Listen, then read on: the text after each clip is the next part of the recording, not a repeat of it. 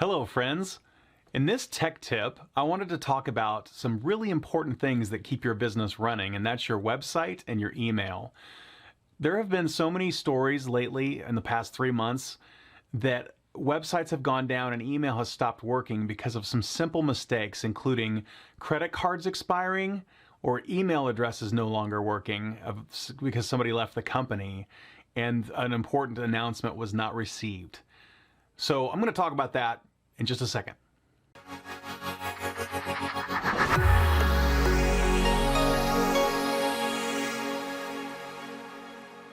Okay, a lot of people don't understand the pieces and parts that make their website and email work. I think that when people start to hear that and think about that stuff, they're like, well, that's technical. I don't want to deal with it. It's somebody else's problem.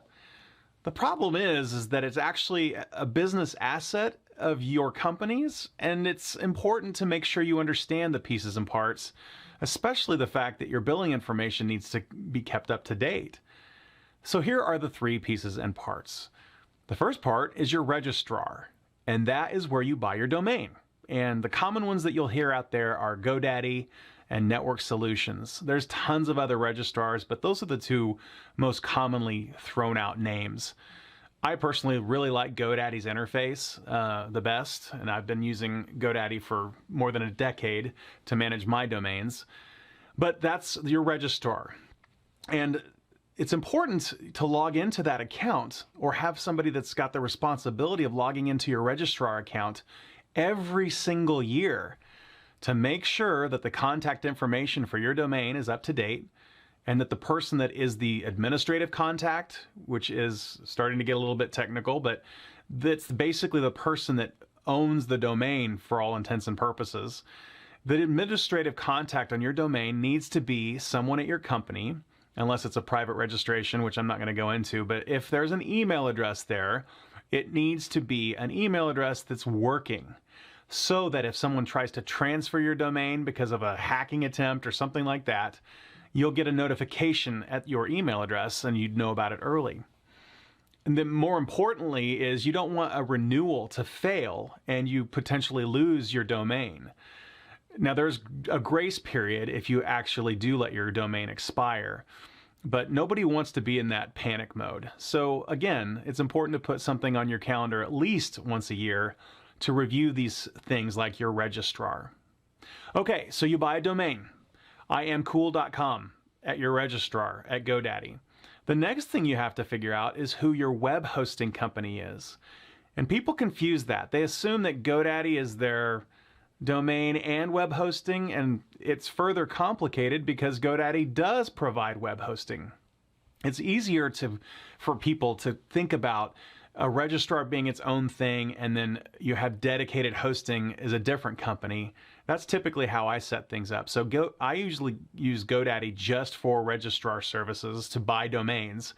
And then I use a web hosting company for all my clients called Flywheel. And I'll put a link in the description below for a link to Flywheel's website. But the reason I do that is that the websites that I do are all WordPress powered websites, and I want to use a domain host, a web hosting company that specializes in WordPress web hosting. So that's the second thing. You have a control panel, a username and password that you log into for your web hosting company as well. So you need to make sure you can log into that every year. And you also need to make sure that the contact information and the credit card on file is valid and the credit card's not expiring too soon.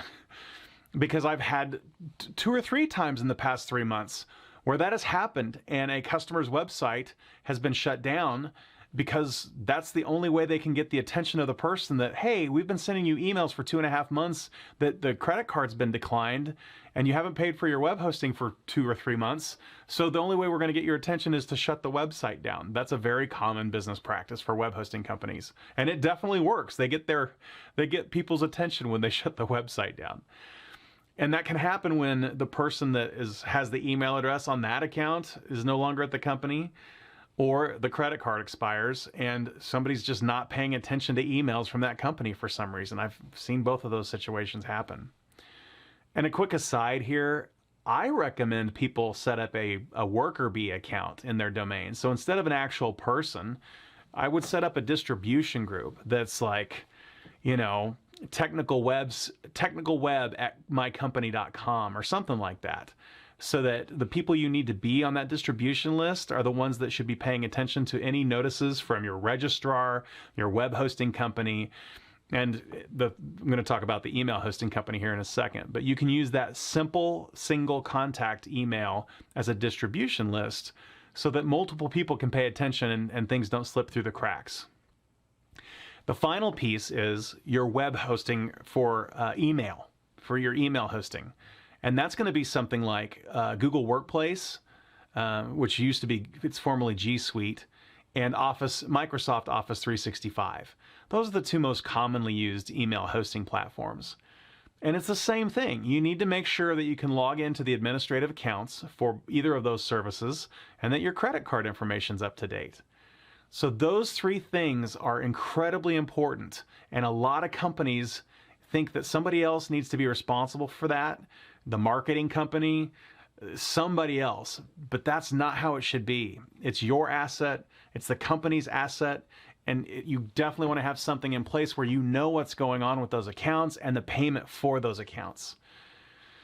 So that's what I wanted to talk about, is just that infrastructure. And then I will talk a little bit about a nice aside I thought about is that some of the accounts like GoDaddy will let you use PayPal for payment. And the nice thing about that, I use that in my personal life. So the nice thing about using PayPal is that if your credit card gets stolen or it's expired, all of those different accounts online that are using PayPal for payment, all you have to do is go into your PayPal account and plug in the new credit card information, and you're good to go. You don't have to separately go into, I've got about 14 different companies that use my PayPal on a monthly or annual basis for different services that I use. And that way, when those things happen with a credit card, if I get a new credit card number, I just go into PayPal and plug it in. And then there's a handful of other sites that don't take PayPal that I have to go in and manually update the credit card information. So that was a pro tip of using PayPal to pay for these services. So that's more of a public service announcement just for this tech tip for this week. I wanted people to really think, do you know what your registrar is? Is it GoDaddy or Network Solutions or Two Cows or what? And do you know who your web hosting company is? And do you know how to log into that account? And you probably know who your email provider is. Oh, it's Microsoft, or oh, it's Google.